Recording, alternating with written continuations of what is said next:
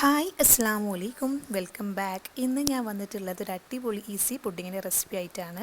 Video കാണുന്നതിന് മുന്നേ channel ഒന്ന് സബ്സ്ക്രൈബ് ചെയ്യുക. അതുപോലെ തന്നെ നിങ്ങളുടെ അഭിപ്രായം കമൻറ്റിലൂടെ പറയാം. ഞാൻ ഇവിടെ അടുപ്പത്ത് 2 പാത്രം വെച്ചിട്ടുണ്ട്.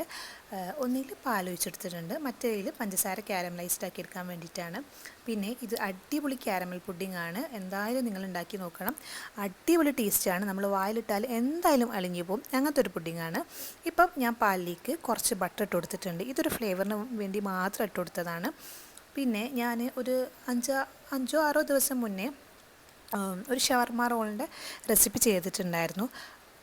അപ്പം അതിന് ഇപ്പോഴും കമൻറ്റ് വരുന്നുണ്ട്, വോയിസ് കേൾക്കുന്നില്ല, മ്യൂസിക്കാണ് കൂടിപ്പോയത്. സത്യം പറഞ്ഞാൽ ഞാനത് ശ്രദ്ധിച്ചിട്ടില്ല. ഞാൻ വീഡിയോ അപ്ലോഡ് ചെയ്ത് കഴിഞ്ഞ് പിന്നെ എടുത്ത് കേൾക്കുമ്പോഴാണ് നോക്കിയത് എൻ്റെ വോയിസ് കുറച്ച് കുറഞ്ഞു പോയി. സോറി.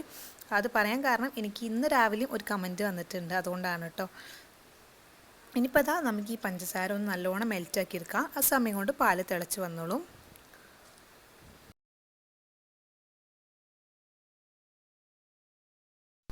ഇപ്പം ദാ ഇത് മെൽറ്റായി വരുന്നുണ്ട് കേട്ടോ. ഇനി നമുക്ക് ഈ പാല് നമ്മൾ ഈ മെൽറ്റാക്കി വെച്ച പഞ്ചസാര ഇല്ലേ, അതിലേക്ക് ഒഴിച്ചു കൊടുക്കണം.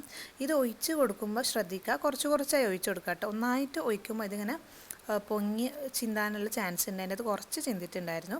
അപ്പം കുറച്ച് കുറച്ചായിട്ട് ആഡ് ചെയ്യുക. പിന്നെ പാൽ ഒഴിക്കുന്ന സമയത്ത് ഈ നമ്മൾ മെൽറ്റാക്കി വെച്ച പഞ്ചസാര ഒന്ന് കട്ടിയായിട്ട് പോവും. പിന്നെ അത് ഒന്നുകൂടെ പാലൊക്കെ ചൂടായി വരുമ്പം അതങ്ങ് ഒന്നുകൂടെ മെൽറ്റായി വന്നോളും. അത് പേടിക്കേണ്ട. നമ്മൾ പാൽ ഒഴിക്കുമ്പോൾ എന്തായാലും നമ്മൾ മെൽറ്റാക്കി വെച്ച് പഞ്ചസാര ഒന്ന് കട്ടാവും കേട്ടോ.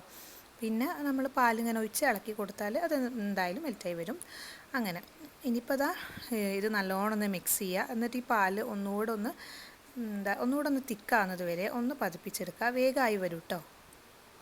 ഇതാ ഞാൻ പറഞ്ഞത്, പഞ്ചസാര ഒന്ന് ഇങ്ങനെ കട്ടായി വരും. ഇനി അത് നല്ലോണം മിക്സ് ചെയ്താൽ അത് നല്ലോണം മെൽറ്റായിക്കോളും.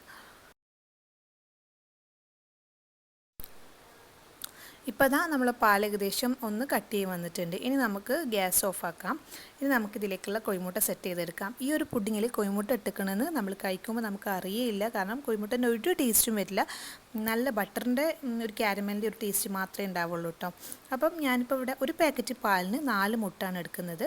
അപ്പോൾ നമുക്ക് ഒരു പാത്രത്തിലേക്ക് 4 മുട്ട പൊട്ടിച്ചിട്ട് കൊടുക്കാം.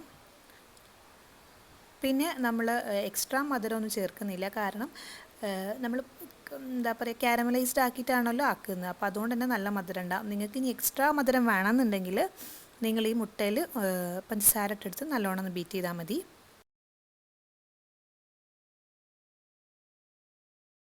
ഇനി ഇതിൽ ഫ്ലേവറിന് വേണ്ടിയിട്ട് നിങ്ങളുടെ കയ്യിൽ വനില എസൻസ് ഉണ്ടെങ്കിൽ അത് 1-2 ഡ്രോപ്പ് ഇട്ടിച്ച് കൊടുക്കുക. എൻ്റെ കയ്യിൽ അതില്ലാത്തതിനോട് ഞാനിപ്പം ഏലക്കായ ജസ്റ്റ് ഇട്ട് കൊടുക്കുക ചെയ്യുന്നത്. എന്നിട്ട് ഇതൊന്ന് നല്ലോണം ബീറ്റ് ചെയ്ത് കൊടുക്കുക. ഇത് എന്തായാലും നിങ്ങൾ ഉണ്ടാക്കി നോക്കണം കേട്ടോ. ഇത് ഫ്രിഡ്ജിൽ വെച്ച് തണുപ്പിച്ച് കഴിച്ചപ്പോൾ നല്ല അടിപൊളി ടേസ്റ്റാണ്. വീട്ടിൽ എല്ലാവർക്കും ഇഷ്ടമായി. ഞാനിതാക്കുമ്പോൾ സത്യം പറഞ്ഞാൽ വിചാരിച്ചില്ല ഇത്ര സോഫ്റ്റായി കിട്ടുന്നുള്ളത്. നല്ല സോഫ്റ്റായി കിട്ടിയിട്ടുണ്ട്. നമുക്ക് എന്തെങ്കിലുമൊക്കെ പാർട്ടിയൊക്കെ ഉണ്ടെങ്കിൽ ഉണ്ടാക്കാൻ പറ്റിയൊരു ഐറ്റമാണ് കേട്ടോ അത്. ഇനി നമ്മൾ നേരത്തെ റെഡിയാക്കി വെച്ച പാലില്ലേ, അത് നല്ലോണം ചൂടണിയണം. തീരെ ചൂടുണ്ടാവാൻ പാടില്ല. നല്ലോണം ചൂട് പോയതിന് ശേഷം നമുക്ക് അരച്ചിട്ട് ഈ മുട്ടയിലേക്ക് ഒഴിച്ചു കൊടുക്കാൻ വേണ്ടിയത്. തീരെ ചൂടുണ്ടാവാൻ പാടില്ല കേട്ടോ, അത് പ്രത്യേകം ശ്രദ്ധിക്കണം.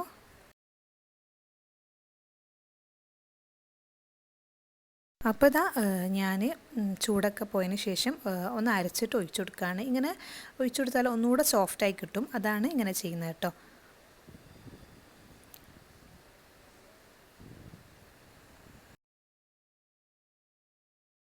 ഇനി ഇതൊന്ന് നല്ലോണം മിക്സ് ചെയ്തതിന് ശേഷം നമുക്കിതൊന്ന് ആവിയിൽ വെച്ചിട്ട് ഒരു 20 മിനിറ്റ് കുക്ക് ചെയ്തെടുത്താൽ സംഭവം സെറ്റായി കിട്ടും.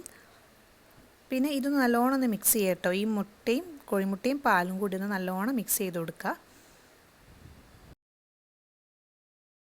ഇനി നമുക്കിതൊരു പുഡിംഗ് ട്രേയിലേക്ക് ഒഴിച്ചു കൊടുത്തതിന് ശേഷം ഇത് സെറ്റാക്കി എടുക്കാം. പിന്നെ ഇത് ഞാനൊന്ന് കവർ ചെയ്ത് കൊടുക്കുന്നുണ്ട്. എന്താ വെച്ചിട്ടുണ്ടെങ്കിൽ നമ്മൾ ഇതിലേക്ക് വെള്ളം ആവാണ്ടിരിക്കാൻ വേണ്ടിയിട്ടാണ് കേട്ടോ. നല്ല പെർഫെക്റ്റായി കിട്ടും. അതിനുകൊണ്ട് ഞാനൊന്ന് കവർ ചെയ്ത് കൊടുക്കുന്നുണ്ട്.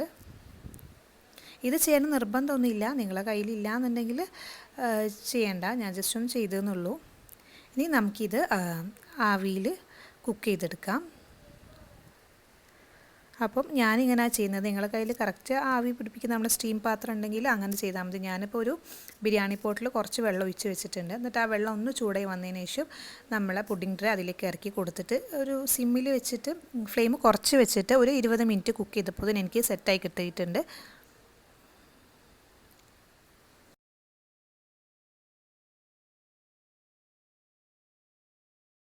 ഇനി നമുക്കൊരു 20 മിനിറ്റ് വെയിറ്റ് ചെയ്യാം. അപ്പോഴത്തേന് ഈ സംഭവം റെഡി ആയി കിട്ടും കേട്ടോ.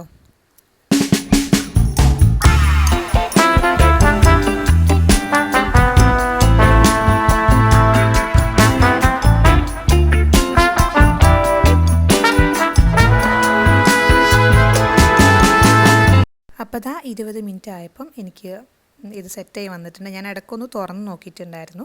ഇനി നമുക്കിത് ചൂട് ഒക്കെ പോയതിന് ശേഷം ഒന്ന് എടുത്ത് മാറ്റി വെക്കാം. അങ്ങനെ ഞാനിതാ ചൂടൊക്കെ പോയതിന് ശേഷം എടുത്ത് തുറന്ന് നോക്കിയപ്പോൾ നല്ല സെറ്റായി വന്നിട്ടുണ്ട്. ഇനി ഇതിൻ്റെ മുകളിൽ ജസ്റ്റ് ഒന്ന് ഞാൻ ഡെക്കറേറ്റ് ചെയ്തിട്ട് ഫ്രിഡ്ജിൽ തണുപ്പിക്കാൻ വെക്കുന്നുണ്ട്.